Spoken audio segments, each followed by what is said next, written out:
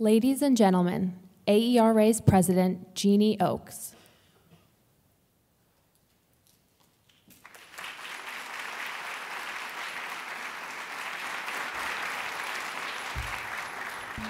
Good evening. I'm Jeannie Oakes, president of the proud president of the American Education Research Association. On behalf of AERA, I welcome all of you joining us here at the Ronald Reagan Building and International Trade Center. I also want to welcome all the people at nearly 1,000 separate locations around the country who are watching online. Welcome all to the 12th annual Brown Lecture in Education Research. For those of you who are tweeting tonight's event, the hashtag is AERA Brown Lecture. We are pleased to provide complimentary Wi-Fi access. The network you'll find is Ronald Reagan Building, and both the username and passwords are AERA, all in caps.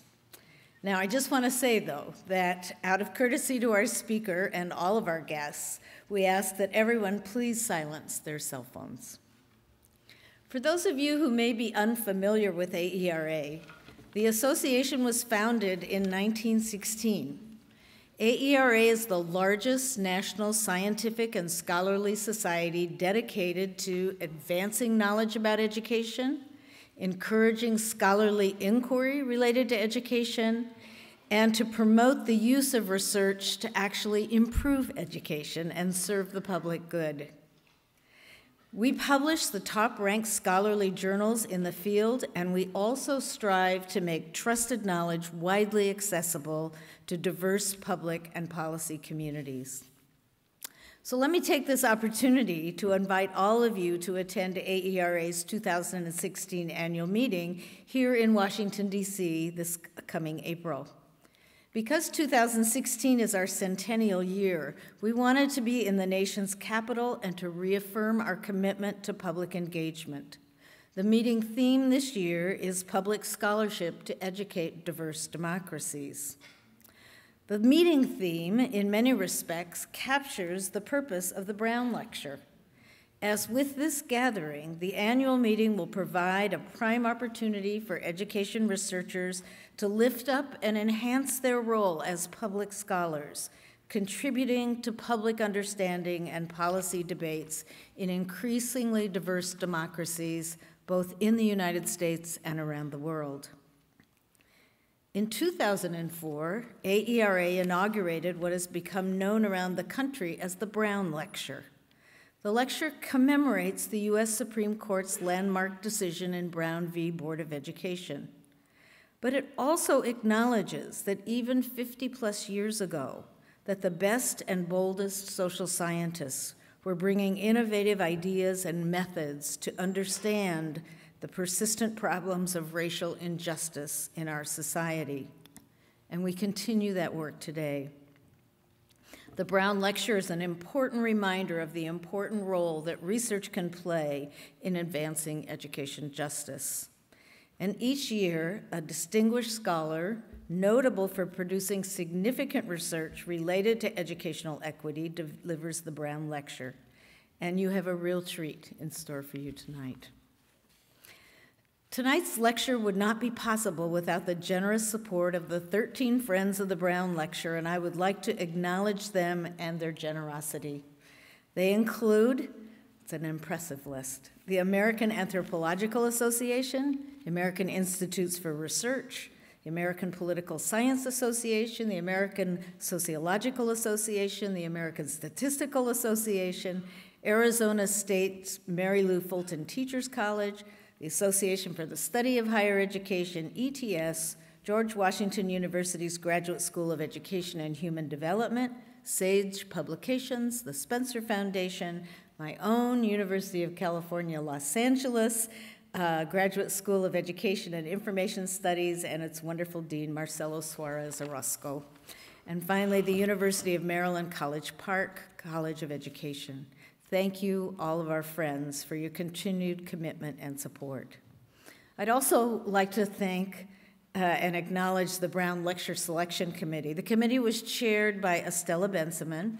It also included AERA's Executive Director, Felice Levine, AERA President, past President Joyce King, AERA Director of Professional Development and Diversity George Wimberly, AERA members Denise Ward Hood and Joseph Robinson Simpian, and myself. So thank you all.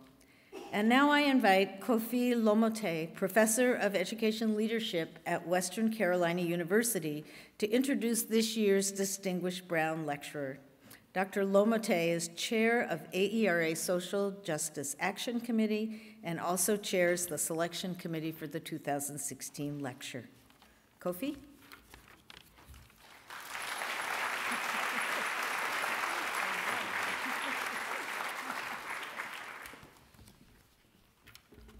Good evening, ladies and gentlemen.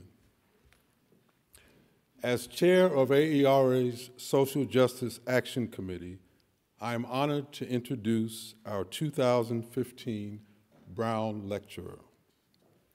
On behalf of the Selection Committee and the officers, leaders, and members of AERA, it is with great pleasure that I formally introduce Professor Teresa L. McCarty. The Brown Lecture was created to illuminate the role of research in advancing understanding of equality and equity in education. For the first Brown Lecture that will focus on Indigenous education issues, it is impossible to imagine a more qualified presenter than Teresa McCarty. A world-renowned scholar on Indigenous language planning, policy, education, and revitalization. As demonstrated by the release of a White House report just last week on Native education, these issues are being increasingly recognized and closely watched. At the University of California, Los Angeles, Dr. McCarty is the George Kneller Chair in Education and Anthropology. She is also the Alice Wiley Snell Professor Emerita of Education Policy Studies at Arizona State University, where she was also the co-director of the Center for Indian Education. Dr. McCarty has worked in the field of Indigenous education for more than 35 years. As a graduate student in anthropology at Arizona State University, she was invited by the Fort McDowell Yavapai Nation to serve as a youth counselor and liaison to the large urban school district attended by Yavapai youth. During that time, she met Robert and Ruth Russell, leaders in the movement for Native educational self-determination. The Russells were then working at the Navajo Rough Rock Demonstration School, the first contemporary Native community-controlled school, which they had co-founded. Professor McCarty lived and worked at Rough Rock for the next 3 years.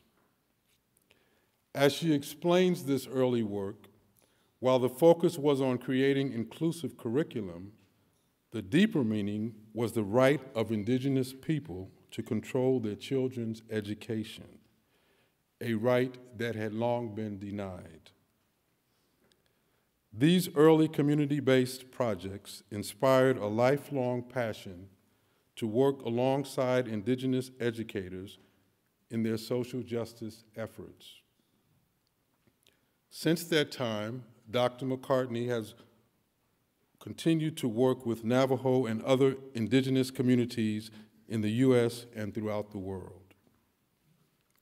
Over the years, with Indigenous scholars Ophelia Zepeda and Mary Eunice Romero Little, she produced a number of studies that examined the relationship between Native students' language learning and their academic achievement. Earlier this week, I served as one of 2 internal members, along with 2 external members, of a program review team for our Cherokee Center at Western Carolina University. One of our external reviewers was Cedric Woods, a citizen of the Lumbee Nation of North Carolina. Cedric is currently at UMass Boston, where he is the director of the Institute for New England Native American Studies. I asked Cedric if he was familiar with Teresa's work. He said, and I quote, "From my perspective, she is very highly regarded among scholars in the field, many of whom are Native as well. I used her work as part of my own research looking at Native learning styles," end quote. As a highly distinguished expert on Indigenous education issues, there is no one better qualified than Dr. McCarty to examine the hard-fought pathways toward educational justice forged by Indigenous educators, parents, leaders, and allies, as well as the ongoing challenges in fulfilling the promise of Brown. Please join me in welcoming the 2015 Brown Lecturer in Education Research, Professor Teresa L. McCarty.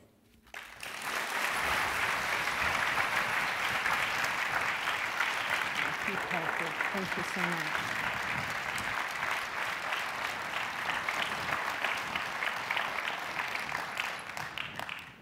Good evening. Thank you. And thank you, Kofi, for that very generous introduction. I'm so thankful to be here tonight, and it's very heartwarming to look out and see all of you who have come to hear this talk. It's also very inspiring to know the people who are watching online. I want to extend my sincere appreciation to Drs. Felice Levine and Estella Bensaman and all the members of the Brown Selection Committee this year for bestowing this honor to give this talk. I also want to extend deep gratitude to Dr. Tiffany Lee and 9 esteemed colleagues who nominated me for this, and Dr. Edward Lebo, Executive Director of the American Anthropological Association, which is helping to sponsor this talk.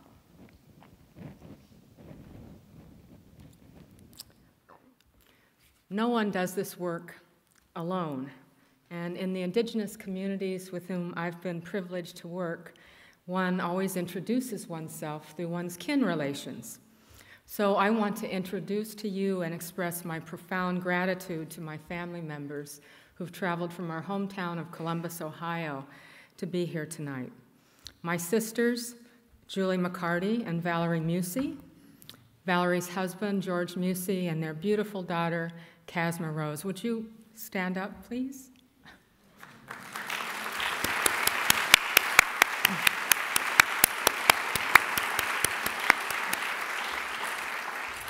Julie, Valerie, and I are the daughters of James McCarty and Virginia Heckert Doolin, who raised up a family of educators that now includes multiple generations. And one of those educators is my niece, Kate Pitchford, who's here with her husband, Ryan King, and the newest member of our family, 4-month-old Esmond Gregory David King. I don't know if you're all there, if baby is there too, but Kate.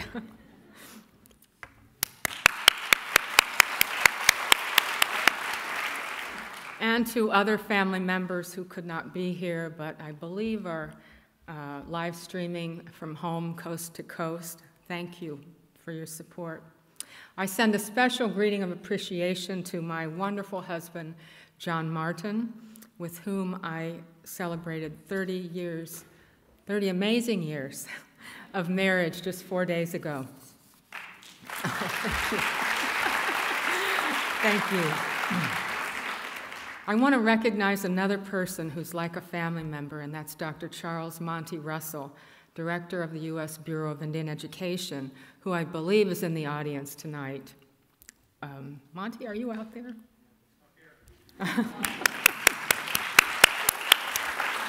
As Kofi said, it was Monty's father and mother, the late Robert and Ruth Russell, who first invited me to work on the Navajo Nation and who laid down so many of the pathways toward justice that I will be talking about tonight, and their son is picking those up admirably.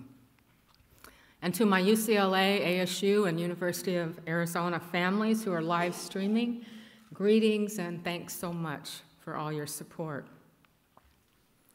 Some of the images that grace the title slide come from the Center for Indian Education, courtesy of Dr. Brian McKinley Jones-Brayboy, who is presidential professor and director of that center at Arizona State University. So thank you, Brian. The graduate pictured to the far left is Dr. Carnell Chosa, who's one of 10 members of ASU's inaugural Pueblo doctoral cohort. What a huge and humbling honor to have this image represent this talk. I dedicate this 12th annual Brown Lecture to the memory of Richard Ruiz, who passed away suddenly in February of this year. As the 50th anniversary of Brown v. Board approached, it was Richard and Felice Levine who conceived this Brown Lecture series. Richard was also my colleague at the University of Arizona for 15 years. He hired me in my very first baby assistant professor position. His seminal work in bilingual, multicultural education and his clear-eyed vision of social justice have been truly transformative. Thank you, Richard. And I thank Richard's loving wife, Marie, for sharing this beautiful image of him. I have the incredible honor of standing before you tonight, a non-Indigenous scholar, through the grace and the teachings of the Indigenous educators, parents, and colleagues who have invited me to join with them in the fight to provide an equitable education for Native children. As Kofi said, this has been my life's work, my life's passion. In collaboration with Indigenous colleagues and in honor of Richard Ruiz, I share a story with you tonight that I hope will move hearts as well as minds. For one thing I have learned in all of this work is that that is the only kind of movement that stirs social change.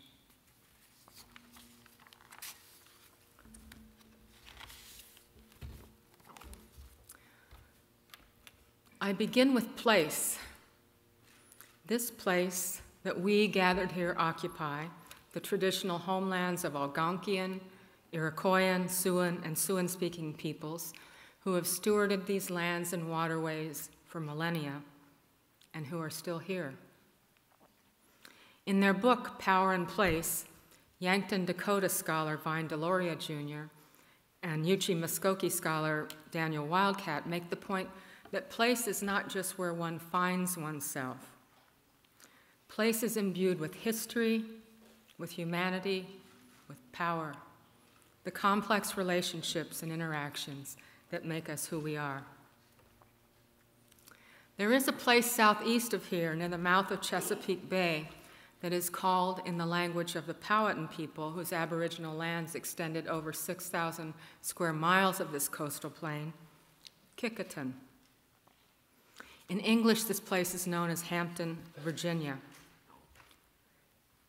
As you hear about this place, listen for a history of complex relationships between three distinct peoples: Native Americans, African Americans, and white settler colonizers.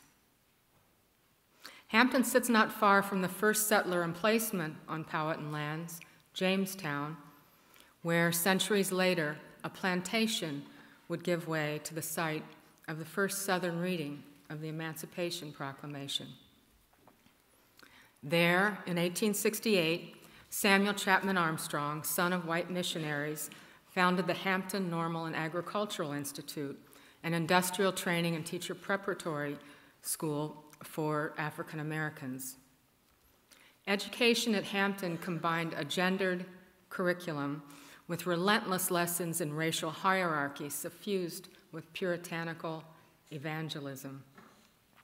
The Hampton concept, says James Anderson, last year's Brown speaker, was part and parcel of the plan to train a corps of teachers with a particular social philosophy relevant to the political and economic reconstruction of the South. 10 years after Hampton's founding, Armstrong received a petition from Captain Richard Henry Pratt, who then commanded the Fort Marion prison in St. Augustine, Florida. There, 74 Kiowa, Comanche, and Cheyenne men had been taken prisoner following the so-called Red River Indian War of 1875. Pratt transferred 17 incarcerated Native American young men to Hampton. Within a few years, Pratt's determined recruitment of children from the Dakotas made Hampton the first boarding school in the eastern, the eastern United States to enroll large numbers of Native students. Central to Hampton's Indian program and the boarding school system in general was what Muskogee scholar K. Chanina Lomawaima and I have called erase and replace. Erase native languages, replace with English. Erase native religions, replace with Christianity, and so on. To woo funders, Armstrong and Pratt refined a scheme to illustrate erase and replace with before and after pictures like these. Although enigmatic and deeply troubling, the photographs give us a glimpse into the Native young people who lived the life of the boarding schools. English professor Ruth Spack examined the role of English-only schooling in the pursuit of that transformation. This wasn't simply second language teaching, she says. The idea was that English transmitted a superior culture. English teaching was a hammer of domination and control. To accelerate their acquisition of English, Native students were roomed with their African American peers. And in his monthly reports, Booker T. Washington, known as house father to Native pupils, noted that African American students became valued mentors to Native students. During its 55 years in operation, Hampton Institute enrolled 1,400 Native students from 65 indigenous nations. Of those, only 160 graduated, and many graduates reported losing their jobs when white employers learned they had attended a, quote, black school.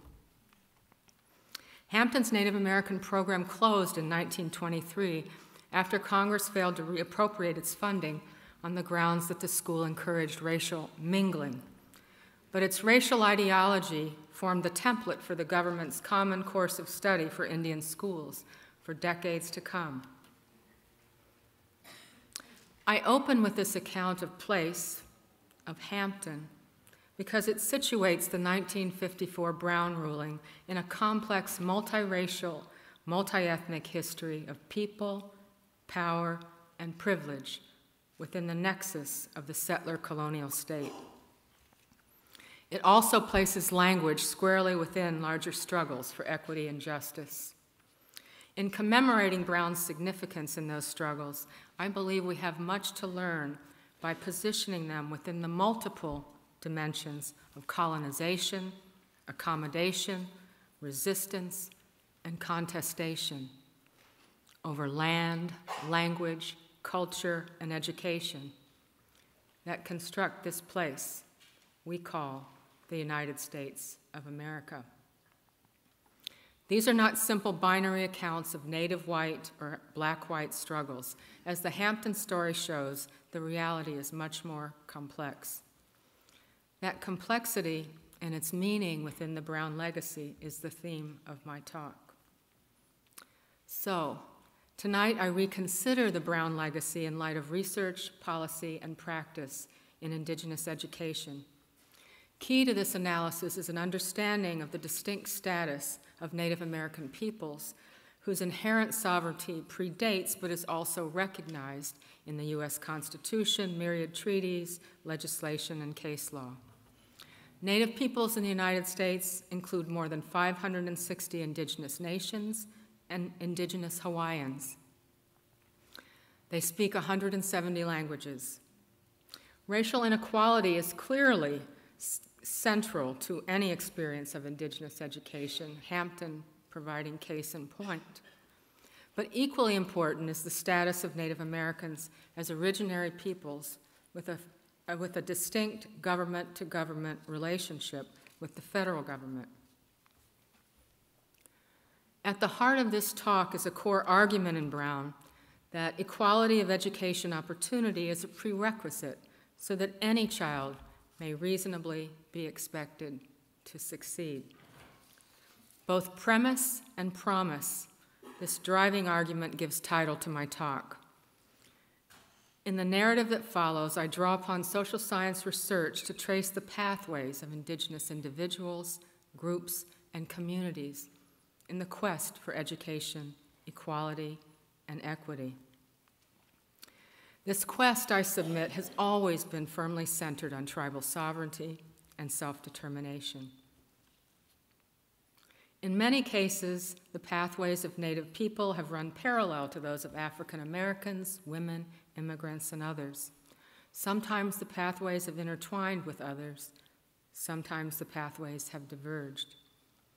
No single talk can do justice to these varied pathways and to those who made the road by walking it. This presentation is, therefore, partial, and it reflects my position as a non-Indigenous scholar and ally in the work. In preparing this talk, I revisited familiar scholarly ground, but I also sought out and just plain stumbled upon what historian Daniel Cobb calls the hidden transcripts of Indigenous activism, unexpected accounts that marble through the Brown legacy. What follows is a peopled narrative, deeply rooted in place. And it is an historical narrative for a critical understanding of history is the precondition for social change. I tell the narrative through 3 rhetorical movements, each corresponding to episodes of social movement, and bookended by this prologue and an epilogue. I begin now with the first movement, the preconditions in Indian country, when the Warren Court handed down its landmark ruling in Brown. In the summer of 1953, 4 months before the Supreme Court would hear for the second time the case of Brown v. Board, the 83rd U.S. Congress passed House Concurrent Resolution 108 and Public Law 280, collectively known as the American Indian Termination Policy. Couched in the language of emancipation and full citizenship, another step in granting equality to all Indians of our nation, declared President Dwight Eisenhower. The termination policy would revoke federally recognized tribal sovereignty, freeing Native peoples of their treaty and trust-protected rights, including education. In reality, these laws gave legal cover to the federal government to seize mainly forested indigenous lands, selling those lands to well-connected white businessmen or transferring the funds to banks. Altogether, 106 Native nations and 11,000 Native citizens were politically disenfranchised and dispossessed of more than 2.5 million acres of their land. Coupled with termination was a federal program to relocate individual Native Americans to urban centers. As Shawnee historian Donald Fixico writes, the Bureau of Indian Affairs, the BIA, portrayed relocation as a kind of Rooseveltian New Deal for Native Americans, circulating brochures like this one, that a better life awaited in urban areas. What many found upon relocating, however, were declining job opportunities in the post-war economy, racial discrimination, wage disparities, substandard housing, and an ill-prepared bureaucracy of relocation offices. Termination and relocation were part of a comprehensive state effort at mass assimilation and the erasure, symbolically and physically, of Indian country. The third prong in that effort was compulsory English-only schooling. By the 1950s, approximately 100,000 Native students attended public, federal, and parochial schools. As Professor Lamawima and I have written, the schools were designed to domesticate cultural differences deemed threatening to dominant interests while preparing Native students for a servile class.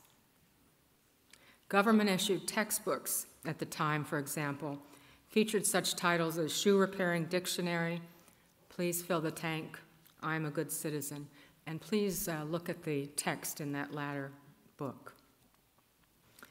Forced abandonment of native languages, often via physical and psychological violence, was intended to further sever children from their families, communities, and identities.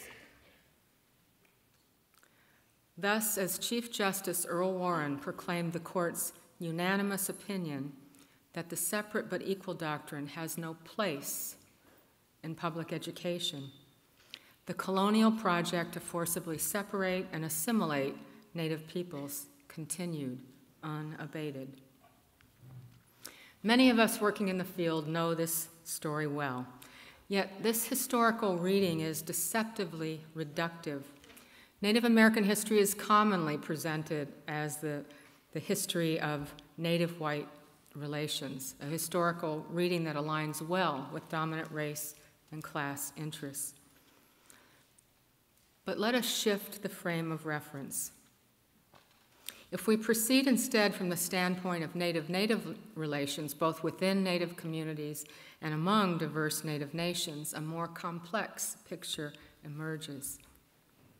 For despite the hardships caused by the exercise of federal force, Native people have never been passive recipients of federal dictates. Nor, as our colleague in Indigenous education, Alan Luke, reminded me as I prepared this talk, should we take white mainstream normativity as the starting place or the resting place of education control. To understand the conditions in Indian country when the Brown ruling came down, we need to recenter the narrative within geographically and culturally emplaced Indigenous education systems. Those systems are as dynamic and diverse as the peoples and places that animate them, but extensive research reveals common patterns of intentionality. Indigenous ways of knowing are not arbitrary or haphazard. Use of formal and informal teaching practices. Formal education is not the sole purview of school. And situatedness within linguistically rich, purposeful sociocultural activity. For example, living Hopi, explains Hopi scholar Sheila Nicholas, involves active participation by children in the myriad activities associated with Hopi cultural institutions, baby namings, weddings, social dances, and religious rites of passage.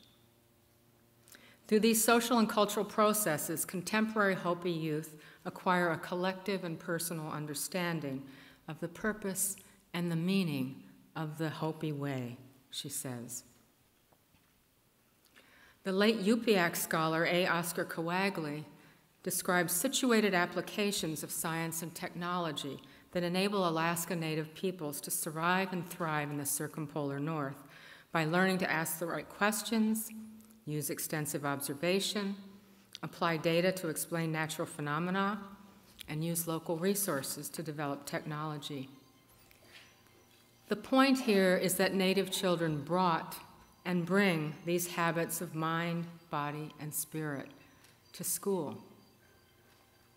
And although they've often found schools to be an alien, intrusive, and oppressive place, study after study testifies to, in the words of Ojibwe scholar Brenda Child, the resistant and resilient Indian students and the resilient parents who insisted on remaining parents, staying in touch with their children who lived hundreds of miles from home, and expressing high expectations for the education their children would receive in exchange for years of absence. I close this first movement with two additional pathways, both little known and largely invisible in the historical record.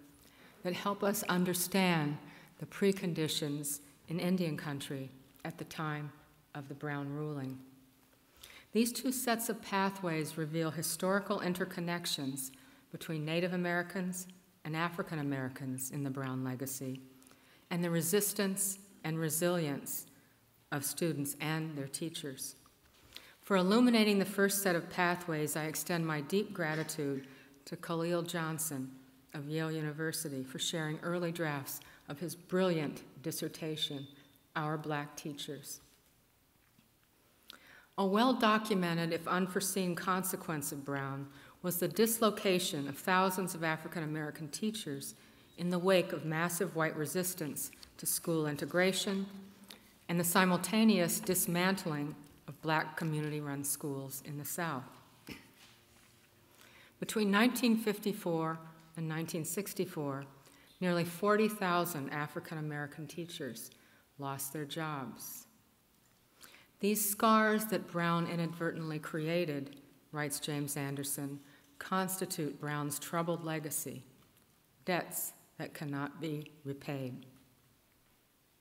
What is less well known and what Khalil Johnson's research brings to light are the hundreds of African American educators who brought their talents and skills to work in BIA schools. In 1948, President Harry Truman signed 2 executive orders banning racial discrimination in the federal workforce. At the same time, World War II had left a huge shortage of teachers in federal Indian schools. Over the next 3 years, the post-Brown dislocation of African American teachers and teacher shortages in Indian schools led the BIA to mount a strategic African American recruitment plan, building what came to be called the Black BIA. Teaching in the Indian service, Johnson relates, was perhaps the one place in the United States where African Americans enjoyed the full protection of the 14th Amendment. But, he is clear to add, at the cost of serving a colonial bureaucracy. Glover Rawls was one such educator whose story, brought forth in Johnson's research, exemplifies African American teachers' influence on Native pupils during this time. In 1953, Rawls began the school year in the small Navajo settlement of Many Farms, Arizona, with 60 students in a cannery-turned schoolhouse designed to accommodate 40. There was no electricity, toilet, or running water. As Christmas approached, with no improvement in sight, Rawls took matters into his own hands, writing to his area superintendent. His question confronted every generation of African Americans since enslavement, says Johnson. Can we expect any improvement in our conditions in the future? We come now to the last account of this movement. As educators like Rawls fought for equality for their Native students, so too did Native students carve pathways out of the same colonizing structures. This photograph, ostensibly depicting masses of docile Native students, belies the innovation, resilience, and humanity of the students who occupied this school. Abundant research attests to the ways in which Native students appropriated white school space, building peer and school cultures that reinforced rather than negated Indigenous identities, and constructing intercultural social networks that would outlast their time in the schools. Those alliances would intersect with a national and international Indigenous self-determination movement. Built by the labors of generations of Native intellectuals, educators, leaders, and non-Native allies, that movement would come of age in the context of the fight for civil rights. These then were some of the preconditions in Indian country at the time of Brown v. Board. These preconditions set the stage for Movement 2, to which we now turn.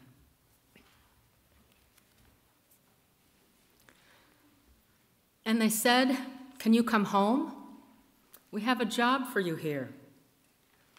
13 years after Glover Rawls sent his plea to the Navajo area superintendent in December 1953, Linda Teller, who grew up at Rough Rock, Arizona, 15 miles from the place where Rawls taught, prepared to graduate from Chilocco Indian School, 900 miles away.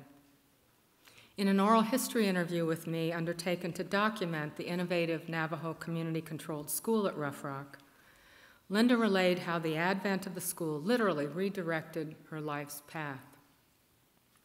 Both a product and an instrument of the American Indian self-determination movement, Rough Rock, as you heard in the introduction, was the first contemporary school to teach in and through the native language and the first to be run by a locally elected all-Indian governing board. On September 12, 1966, the Rough Rock School Board opened the doors to 220 Navajo elementary students, almost all of whom spoke Navajo as a primary language.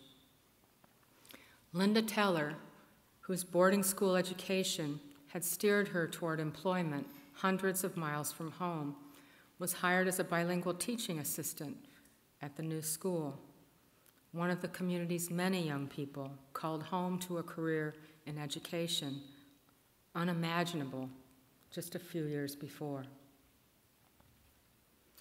Rough Rock was the first of many American Indian community-controlled schools founded, not unlike the alternative system of African American schools that grew up in the Jim Crow South, in response to unrelenting colonialism, a response that repositioned Native American families, communities, languages, and knowledges from the periphery to the center of Native children's education. Bilingual, bicultural, biliteracy education constituted the pedagogical heart of these schools. I cannot overstate the revolutionary character of this approach at the time.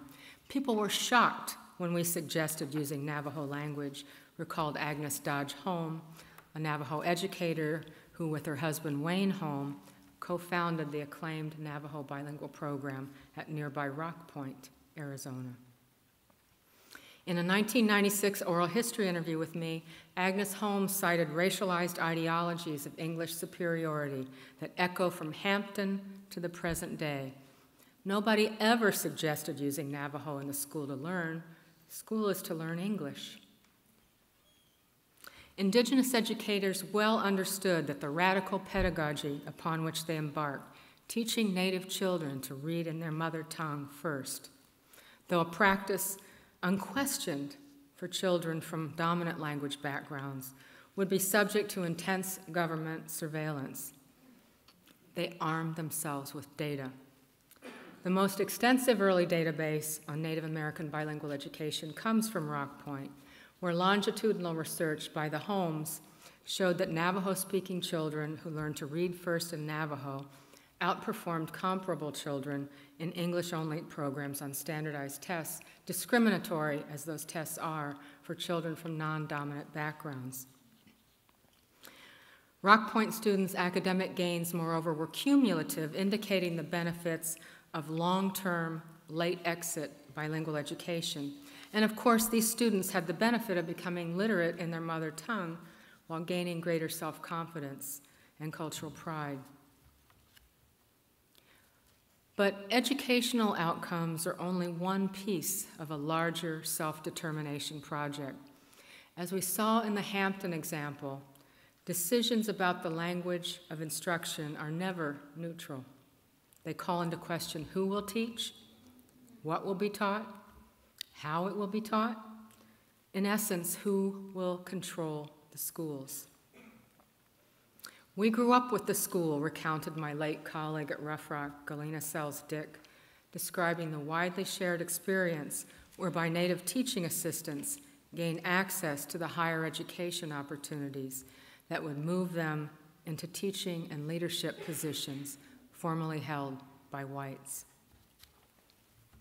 And so we must imagine the Rough Rock experience and the experiences of Native educators like Galena Dick and Linda Teller multiplied many-fold as hundreds of Native communities took control of local schools. This grassroots movement both benefited from and helped create a larger infrastructure of support. In this surge of social movement, Indigenous educators, activists, and allies pried open windows of policymaking opportunity, turning back the termination policy and pushing forward the most significant Indian education legislation of the 20th century, the 1972 Indian Education Act, the 1975 Indian Self-Determination and Educational Assistance Act, the 1978 Tribally Controlled Community College Act, and the Native American Languages Act of 1990-92. Fueling this movement was one insistent call for Indigenous control over Indigenous education. We turn now to Movement 3 and the current moment. Richard Reese, to whom this lecture is dedicated, made a distinction between language and voice. Language, he wrote, is general, abstract, and exists even when it is suppressed. In contrast, when voice is suppressed, it is not heard.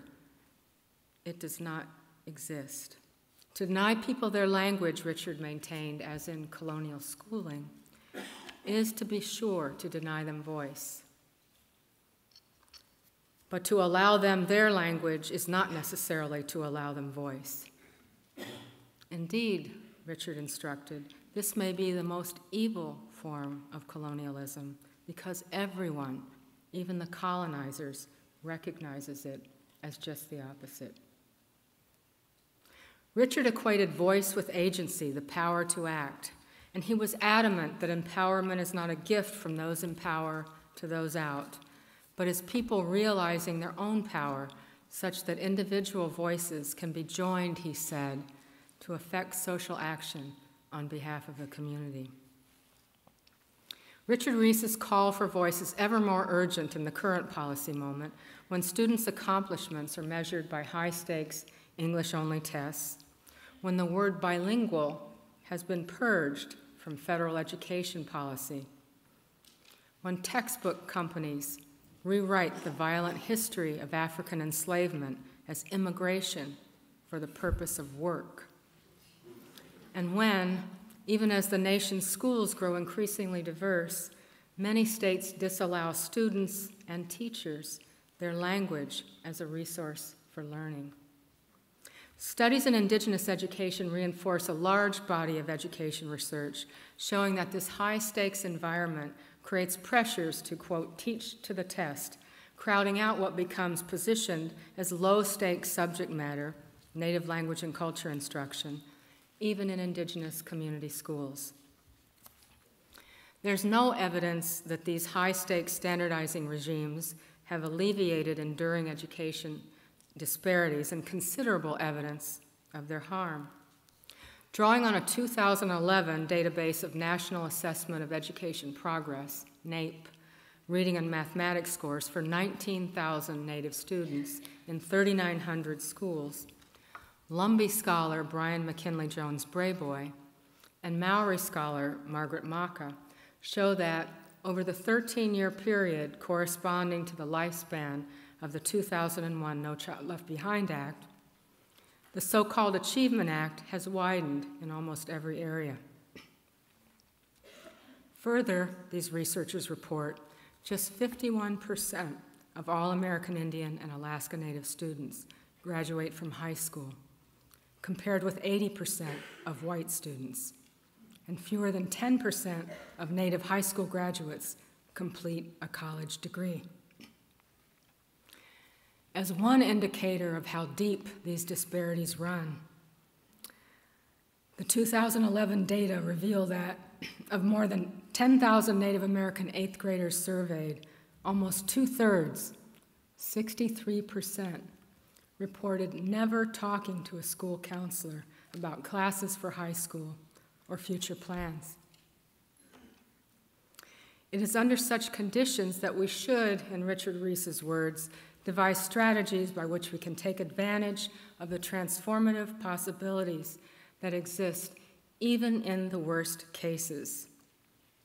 This, then, is the third movement, a movement by Indigenous educators, parents, communities, and allies to reclaim school space in ways that support Native students in achieving academically while promoting what AERA past President Joyce King calls the rights of cultural citizenship. In the spirit of the important role of research that undergirded the court's decision in Brown, and with apologies for necessary brevity, I offer 3 contemporary examples of these transformative possibilities. We turn then to the question of what is to be done. In New Mexico, home to 22 indigenous nations, is Leta Pueblo scholar Theodore Jojola, Diné Lakota scholar Tiffany Lee, and their associates conducted a 2-year statewide study of promising educational practices for Native students. What distinguishes promising practices culled from this research, says Lee, is a relational pedagogy embodied in the Diné Navajo concept of meaning family, kinship, cooperation, love, solidarity, and peacefulness. Teachers in these programs practiced a kinship-based pedagogy, cultivating family-like relationships with their students, tying lessons to place and indigenous lands, and engaging in social justice projects to investigate the enduring inequities in students' home communities so that they can, in one teacher's words, develop tools to positively change their communities. My second example comes from work by Native Hawaiians who share similar histories of U.S. colonization and whose programs have served as models for the mainland United States. There is a Native Hawaiian concept, kuleana, that drives a movement to reclaim indigenous voice in Hawaiian public schooling. Kuleana, says Native Hawaiian scholar Nolani Goodyear Kaupoa, translates as rights, responsibilities, and authority, but more fundamentally implies genealogy, place, and the well-being of families and communities. Kuleana undergirds the proliferation of indigenous language and culture-based charter schools like this one, Navahi, a pre-K through 12 school that teaches all classes through Hawaiian. Since its founding in 1994, Navahi has had a 100% graduation rate and an 87% college-going rate. Goodyear Kaupoa is clear to distinguish schools like these from market-based school choice reforms. Rather, like the pre-Brown African-American community-run schools in the South, these Native Hawaiian schools represent a response to colonialism, an assertion of indigenous self-determination in guiding who and what Native children and their communities will become. My third example comes from my own research in 2 national studies of Native American student achievement undertaken with Cochiti scholar Mary Eunice Romero Little, Tohono linguist Ophelia Zepeda, and Brian Brayboy. I highlight here one school studied in this research, Puente de Hojon, Bridge of Beauty, in Spanish and Navajo. A K-5 public magnet school in the Flagstaff, Arizona school district, Puente de Hojon aims to build multilingual, multicultural competence among all students.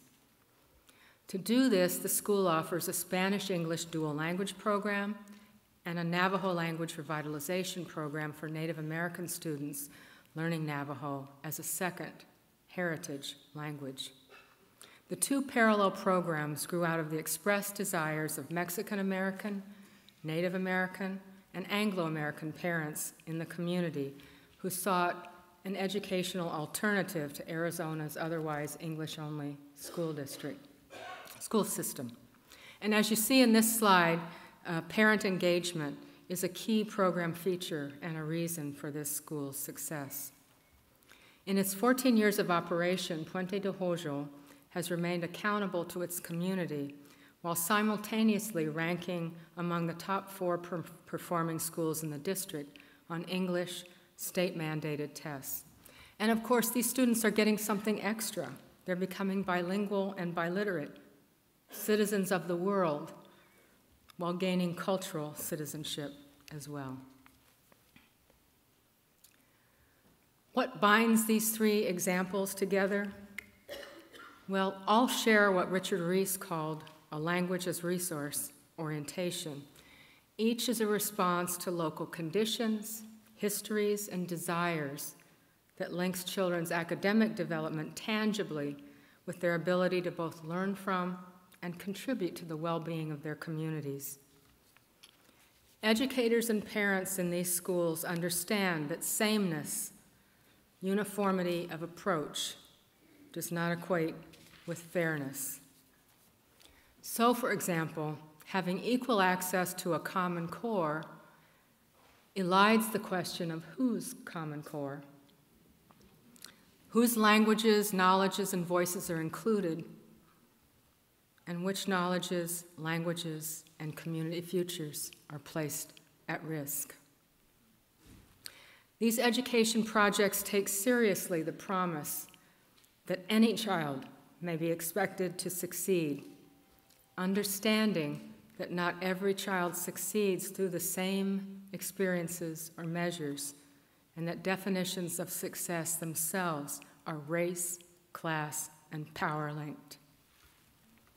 If we are to fulfill the promise of Brown, we must fight for policies whereby these types of self-determined education practices are not mere examples, unexpected oddities to be pulled out for a talk, or alternatives reserved, in Richard Reese's words, for worst-case scenarios. Instead, the policies we need and that our children deserve now are those by which these kinds of transformative possibilities are normalized, expected, and systematically supported in our education policies. These examples, just a few from the research literature, demonstrate that this is not a utopian dream. With vision, knowledge, and commitment, this kind of work can be done, and with great success. I speak to you tonight as a non-Indigenous woman. Most of us gathered in this place tonight are non-Indigenous. Through the honor of giving this year's Brown Lecture and of working alongside Indigenous educators for many years, I ask you to think about the stories of resilience, courage, commitment, and forgiveness that you have just heard. Our lives are not separate from this history, nor can we hear that history without considering its meaning for our life's work. We are all fellow travelers on these pathways. In that spirit, I call on all of us to work from our individual and collective positions of power and agency, and as Richard Reese advised, to join our individual voices with other voices to press and press for the social actions that are needed so that any child may succeed.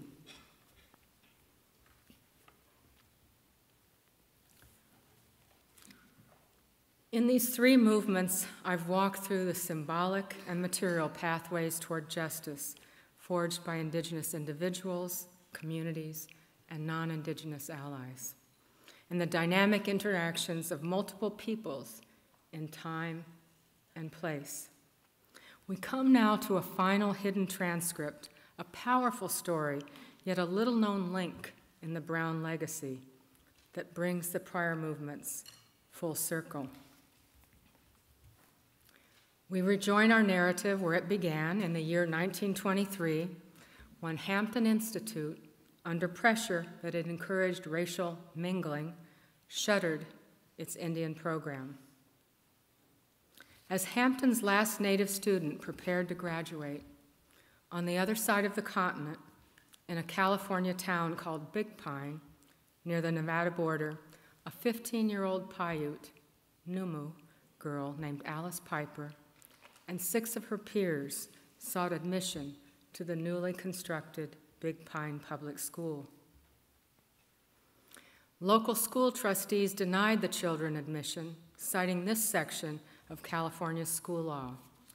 The governing body of the school district shall have the power to exclude children of filthy or vicious habits, and also to establish separate schools for Indian children and for children of Chinese, Japanese, or Mongolian parentage.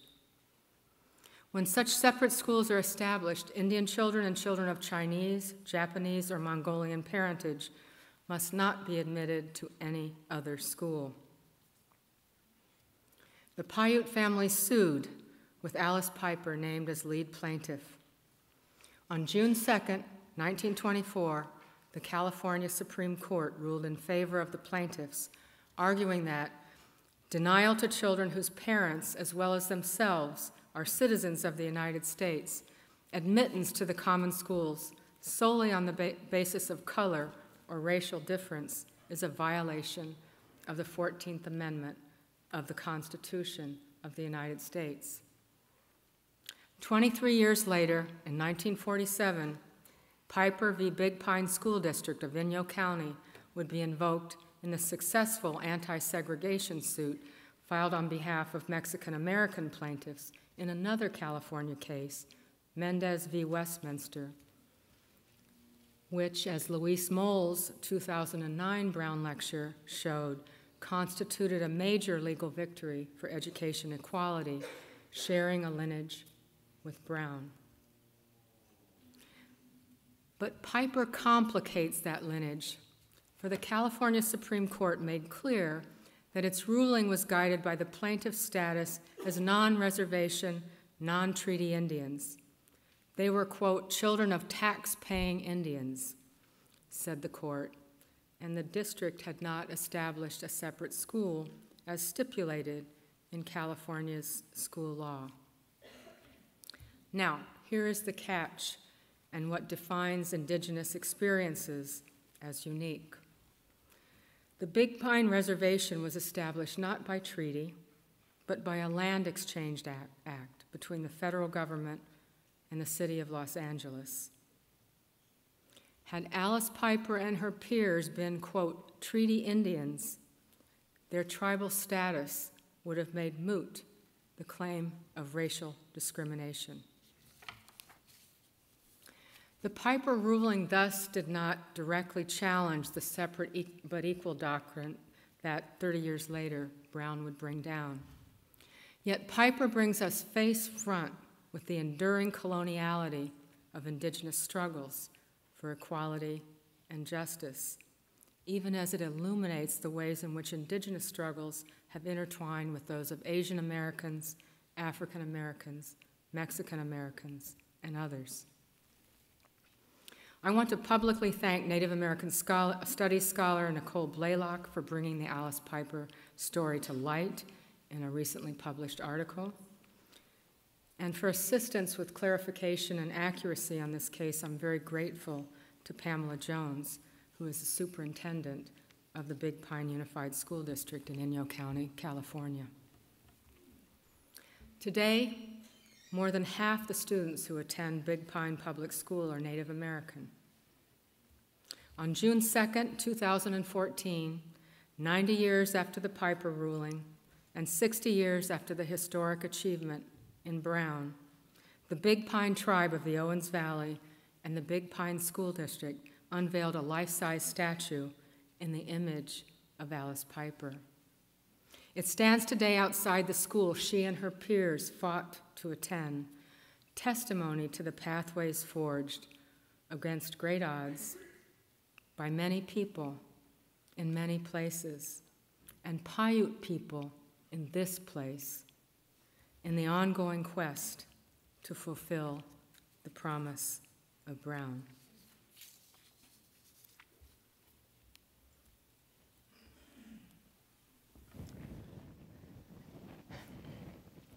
As I close, I take you back through the pathways, where we've been, where we are now, and the possibilities for where we can go. All of us, fellow travelers on these pathways.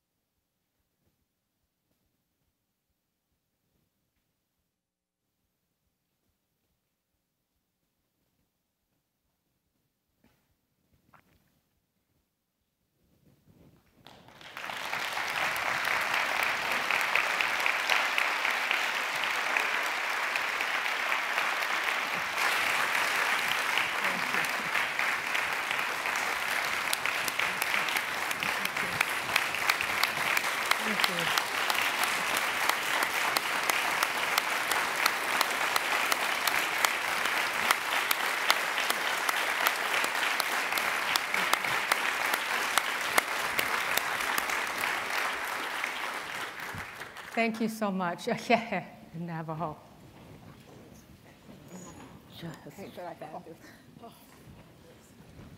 Thank you. I mean, isn't she amazing? You know, for a scholar to be able to take history and theory and evidence and amazing stories and beautiful visuals to put together such a compelling knowledge that can, in fact, move people and move society. I think we've had an amazing treat to hear your public scholarship, and you really exemplify what all of us should and strive to be. So I can't thank you enough for this wonderful, wonderful lecture. And what you've contributed, you were so gracious during your talk. You thanked everybody else, and yet right at the core of this knowledge building is your work over these many years. So we are so grateful to you. So we also look forward to spreading the word about the webcast. I can't imagine that it's not going to be used in classes all over this country to help move this knowledge forward into social action and to justice. And also, the published article will be in an upcoming 2016 issue of Education Researcher. So again, thank you so much. Thank you.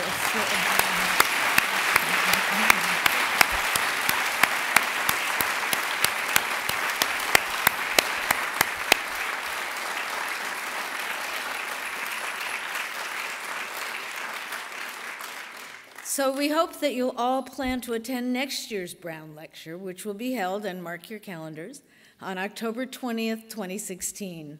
And please remember the open invitation to attend the AERA annual meeting in Washington this April, with the theme that will focus again our attention on the role that education scholars can fulfill as public scholars who can move us as a society, as well as building our academics' understandings.